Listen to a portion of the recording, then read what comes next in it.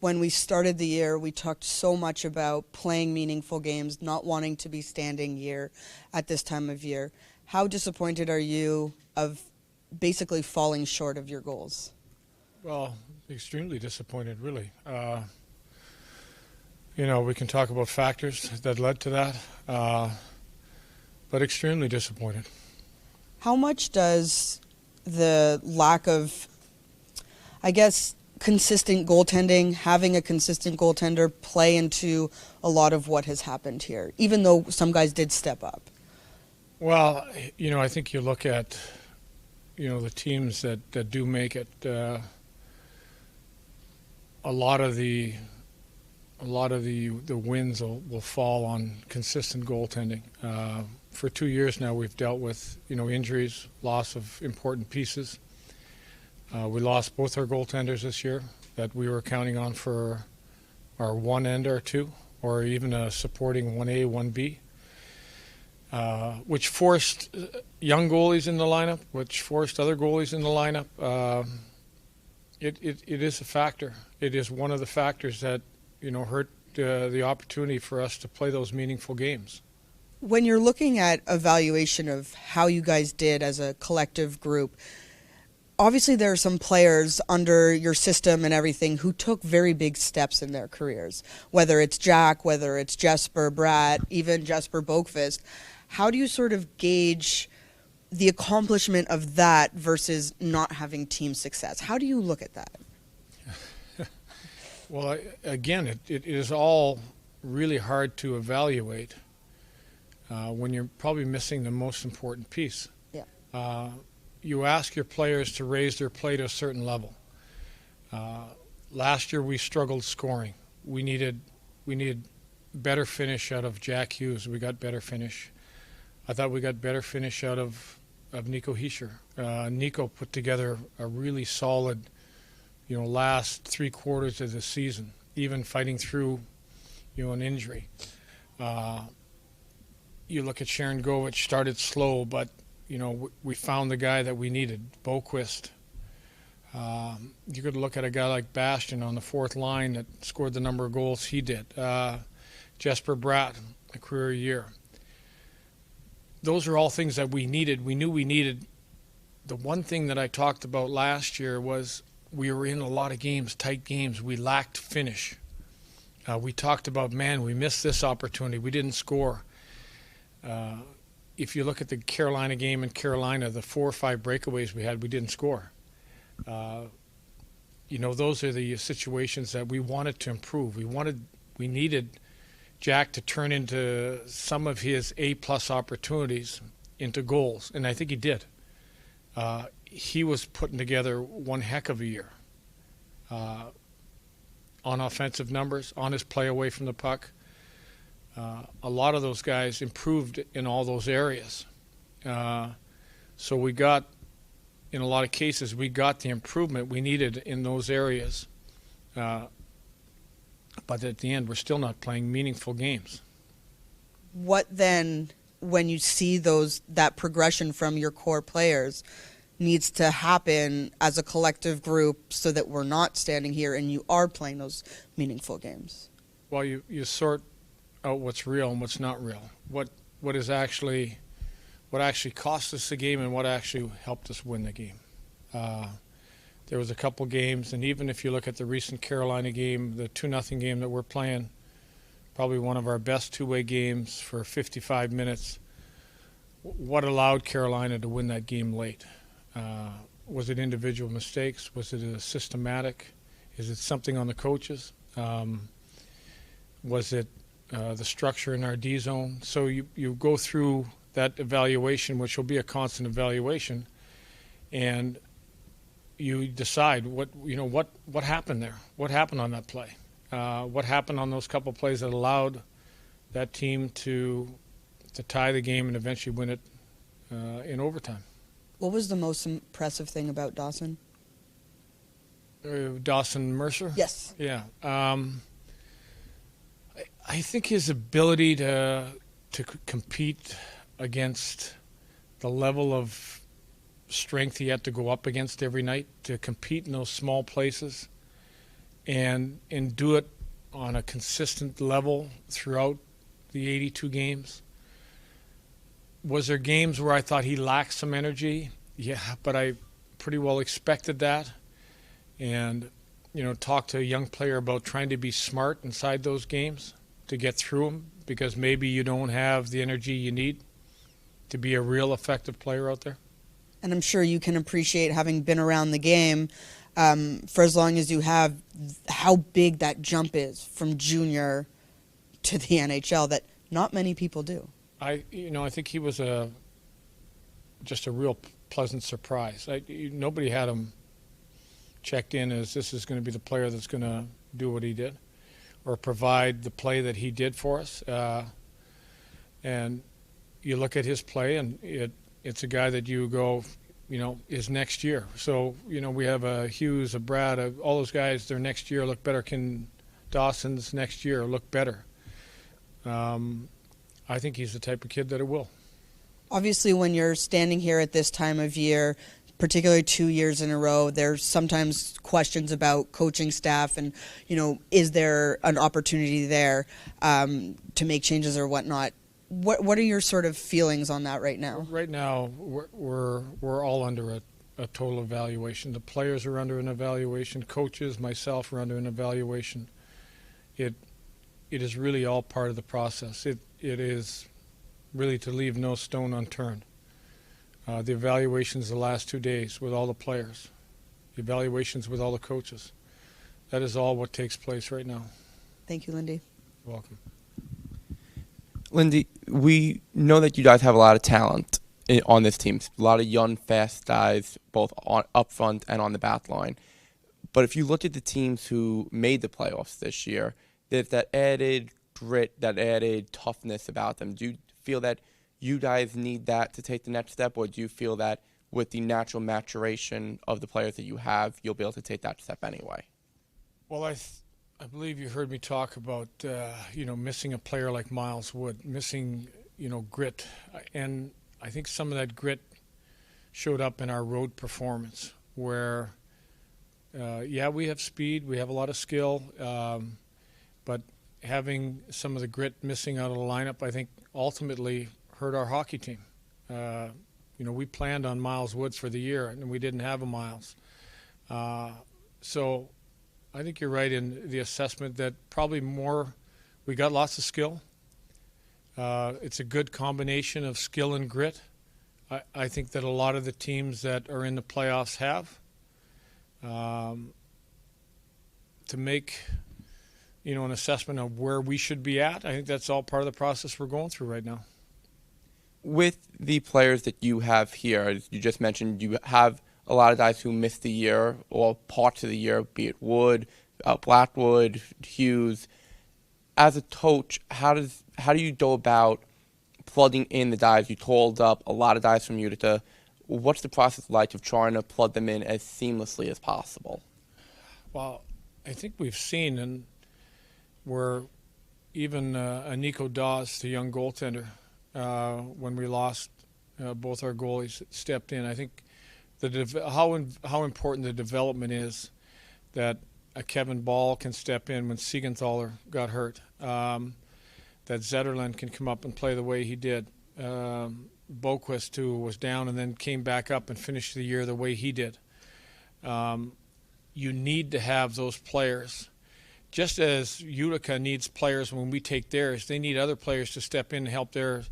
You need that to be seamless. And I think what I've seen is some players that have come in and have added, what we need, have played to the level that you don't, and I wouldn't say miss is probably a bad word. Like, I'm not going to say we didn't miss Jack. We do, but can a guy come in and help us, and we can continue on a winning pace without that player in the lineup? Those players that came up, and obviously some of them who just got sent back down to Utica for the playoffs, what are you looking for out of them as they approach potential roles or potential competition in camp next year? I want to see more of what I saw in these last few games. I want to see more of what, Foot gave us 3 goals. The play of Zetterlund, the play of Boquist. You look at Hotchuk, physicality, skate, got up ice, ball, got comfortable, and you look at his size and his strength. So you look at, can they maintain that, starting next season? Can they get better? Can they go to, be in Utica, and can they compete and win a championship? Which I think helps them be better players and knowing how to win when they get back here next year. Coach, this might be a tough question to ask, but obviously if the goaltending situation had been better, if you had your 1A, 1B, a much different season, much different circumstances, how far away do you feel this team is, or how close do you think they are to really taking that next step and competing, or at least being in the conversation for a playoff contention? I think we're close. I think you look at our group of forwards, where they got to, where they were getting to. I think, like I said, we have to evaluate on what's real and what's not real.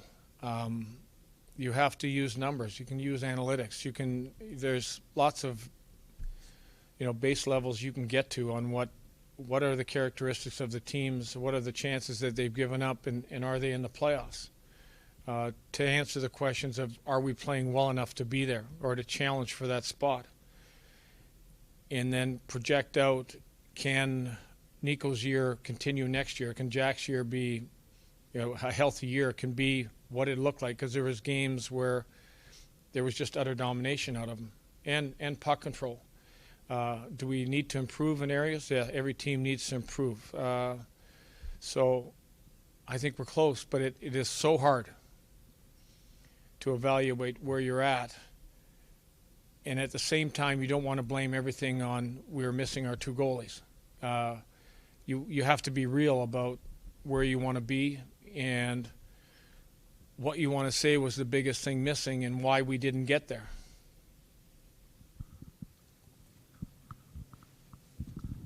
Lindy, we know that this team over the last few years has been in a rebuild. It's been acknowledged by the franchise. Is it time for the rebuild mentality to be in the past? Is it time to start thinking we have to contend next year? Yes. Answer to that is yes. Just a flat out yes. She's good. We'll start with our Zoom questions. Our first question is on Robert Eakin from NorthJersey.com. Lindy, you've been in the NHL for a couple of decades now. Have you ever seen a team go through the lack of good fortune as this team has gone through the last 2 years?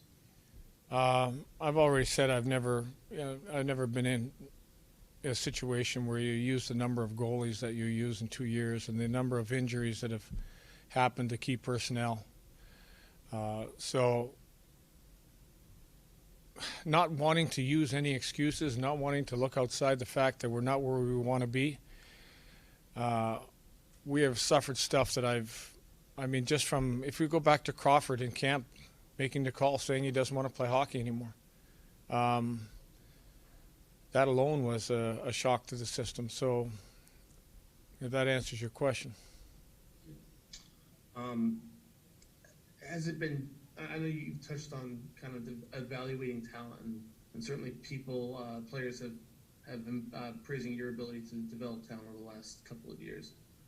But if you look at, since you've come to New Jersey, the core of Nico, Jack, and McKenzie, just as 3 players, the 3 of them have been on the ice for you together less than 20% of the games that you've coached here.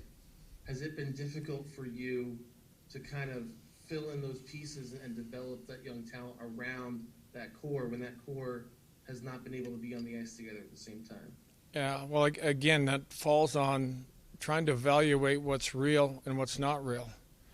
I know if you go to any team and you take the core out, you take a good team's top 2 goalies out, and maybe you take out a leading defenseman and a leading goal scorer, I think it would be a big hole on any team.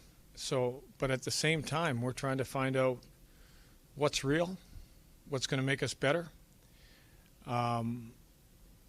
And where does that all fall? Does that fall on the fact that those three guys weren't in the lineup together? I think it has an impact.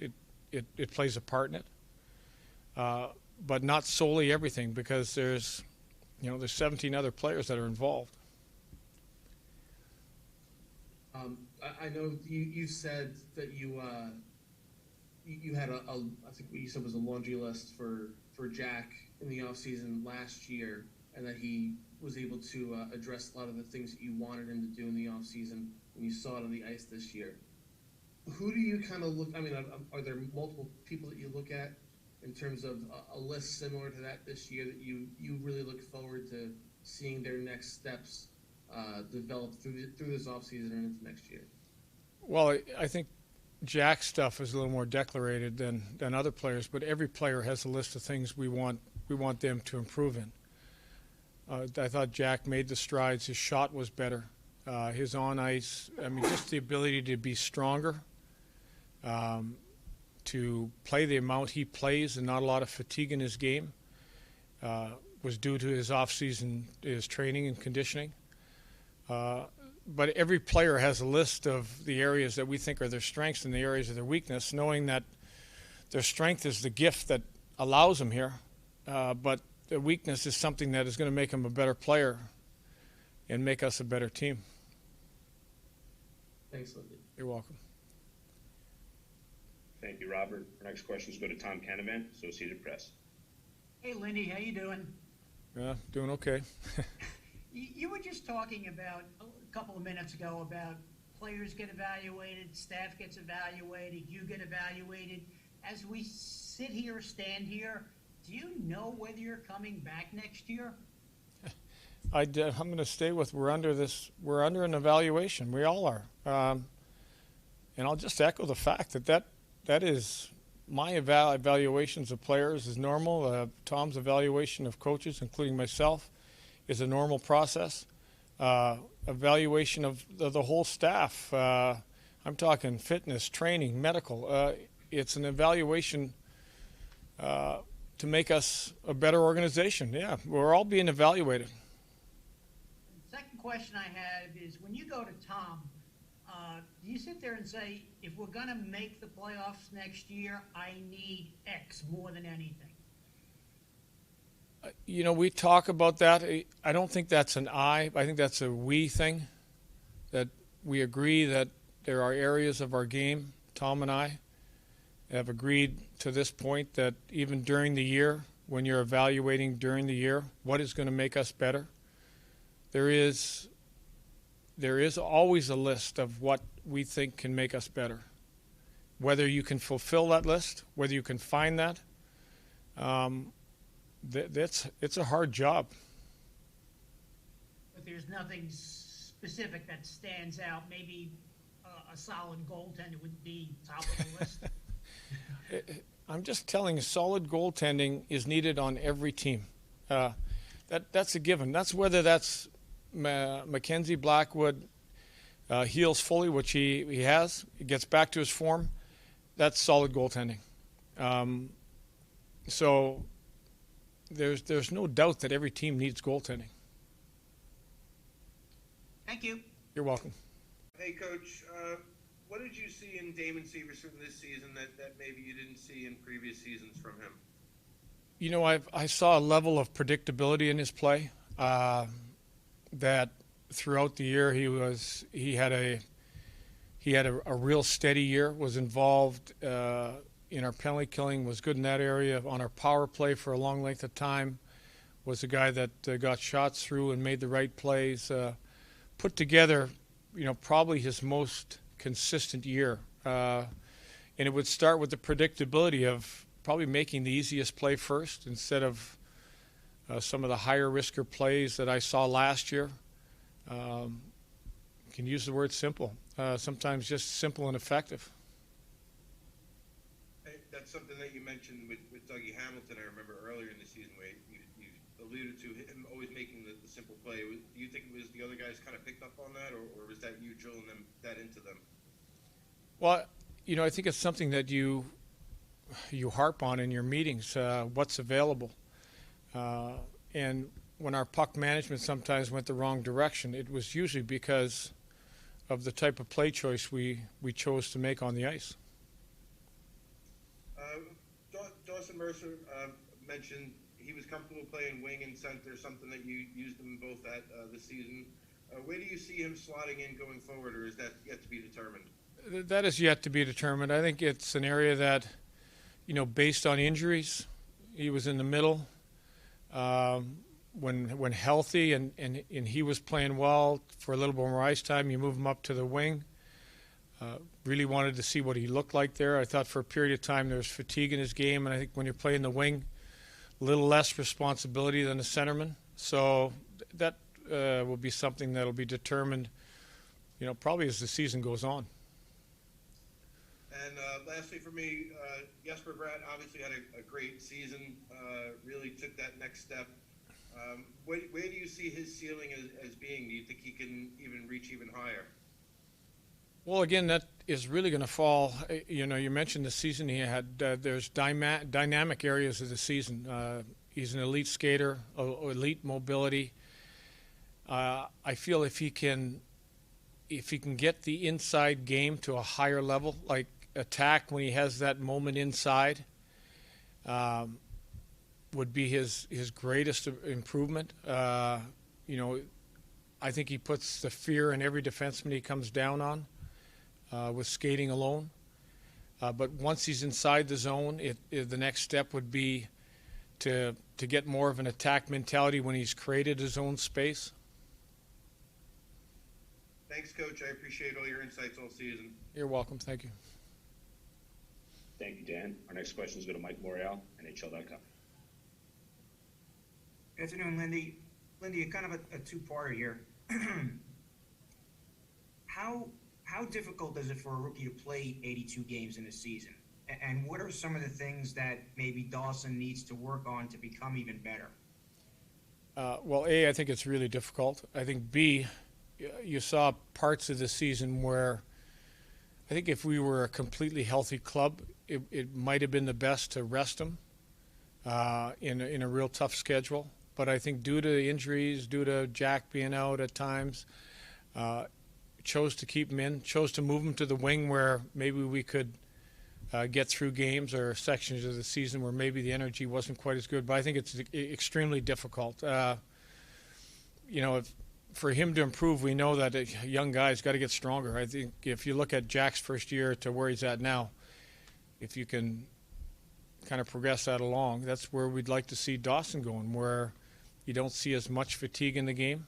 Highly encouraged him when he had games with a little bit lower energy to shorten everything up, shorter shifts, up and down the ice once. He's a highly competitive kid that doesn't want to come off the ice. Lindy, when healthy, what do you think of your base defense here in place with Dougie, Ryan, Severson, Siegenthaler? How effective do you think that group can be for you? There's times I really felt the group played well. There's games against really good teams. I thought our group played well. There's times that I'd like to see more out of them. I look at some of the top teams and the mobility and the speed out of the back end and how they're involved and how quick they get back. I think those are all areas that we need to improve. It's part of the game that I'm personally looking at with our team, how quick we're getting back, what play we're making, how involved those guys can be. We got a big group. We got a Siegenthaler who defends. I thought he was our best defender the whole year. Offensively, he's not that type of guy, but as a defender, he did a great job in the penalty killing. He did a great job 5-on-5.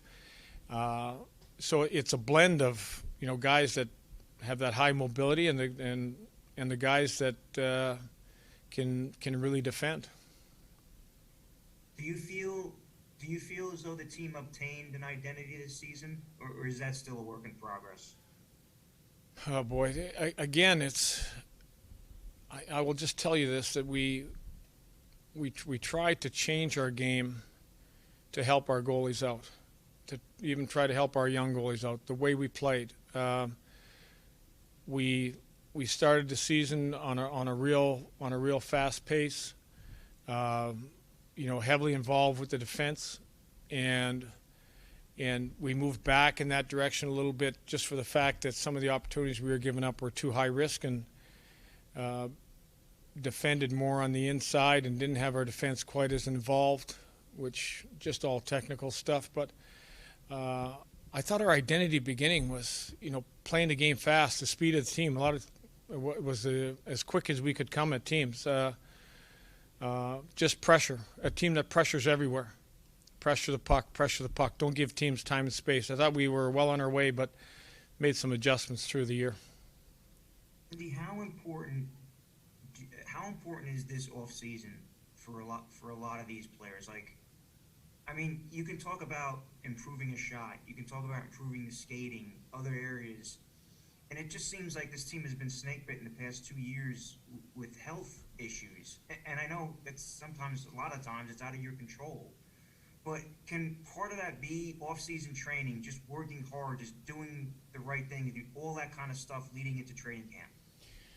Well, I can tell you that the off-season program is demanding. That the training camp tests they went through this year was very demanding, even at a higher level, to see if our players got themselves in the right position, and they did. Was it bad luck? We're going through an evaluation process of, do we practice too long? Do we practice too hard?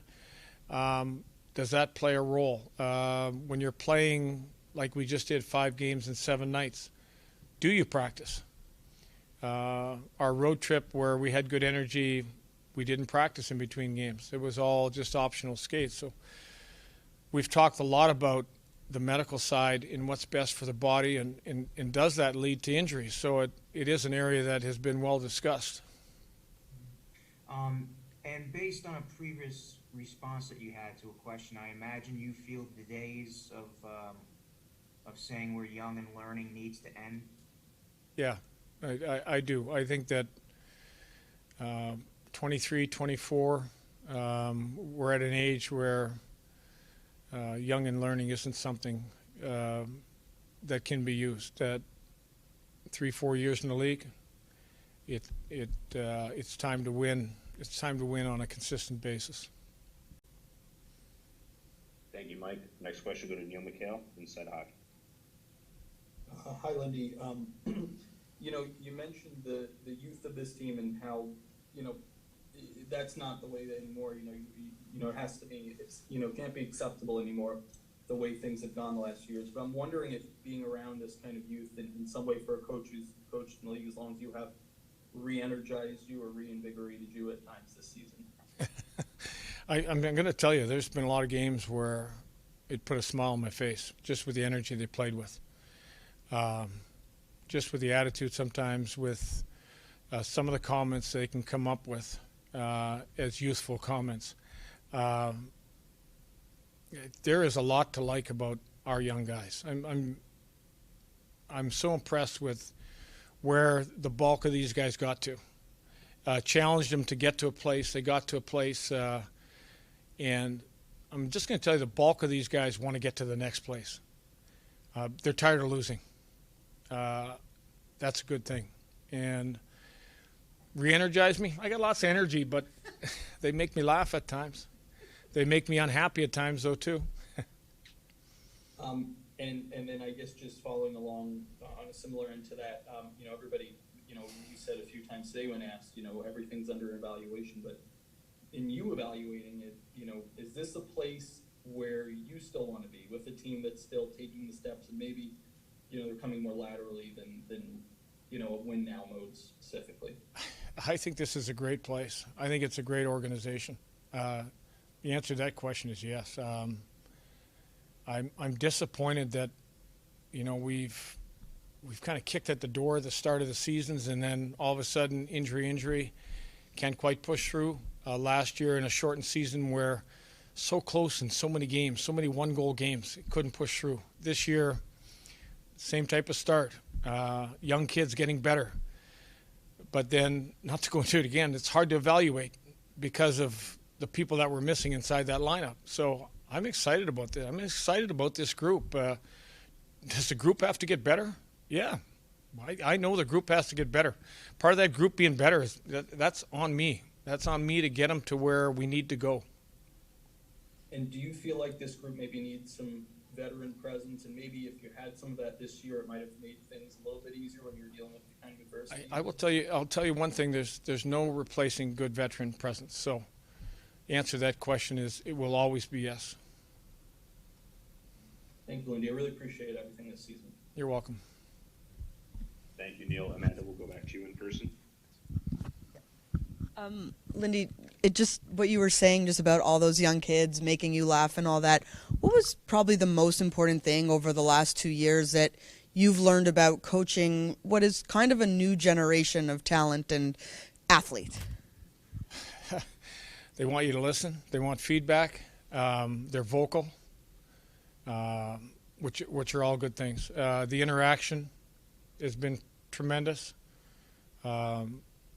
Maybe sometimes I don't like what they're saying. Maybe sometimes they don't like what I have to say. But be demanding and fair. Be accepting. Be accepting of being coached. That. Own it. Own what's yours. Whether it's a mistake, whether it's a great goal, just own it and let's move on. One of the things that Jack said to us yesterday when he was talking about working with you is Lindy Ruff knows how to push my buttons. What are some of Jack's buttons that forces him to be even greater than he is in certain situations? What are those buttons? He's got some buttons I think he pushes himself, but we have a relationship that I know when it's go time for him. When I can get a matchup that I think can really help, whether it's getting him away from other teams' top lines, whether it's get him those extra ozone face-offs, whether it's right after a timeout, even though he played the shift before after a timeout, it's, that's all part of what ramps this kid up. And like I said, there are times when it's his puck and nobody gets it. So he's a pretty self-motivated kid. He can say I help push his buttons. He pushes a lot of buttons on his own. Thank you, Lindy. You're welcome.